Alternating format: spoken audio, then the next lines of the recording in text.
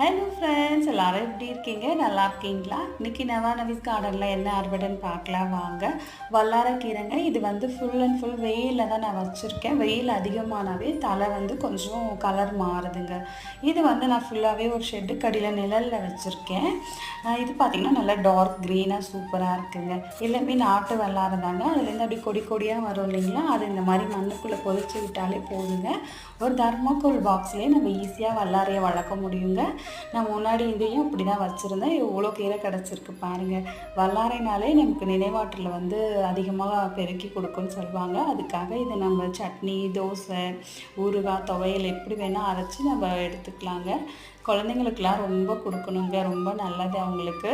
எப்படி அவங்களுக்கு பிடிக்குமோ அப்படி கொடுங்க. தோசையிலையோ இல்லை கஷாயமோ, சூப்பு, இல்லை பொடி, அந்த மாதிரி எப்படி அவங்களுக்கு பிடிக்குமோ அப்படி கொடுங்க. மருத்துவ குணங்கள் நிறையா இருக்குங்க. தேங்க்ஸ் ஃபார் வாட்சிங். பாய்.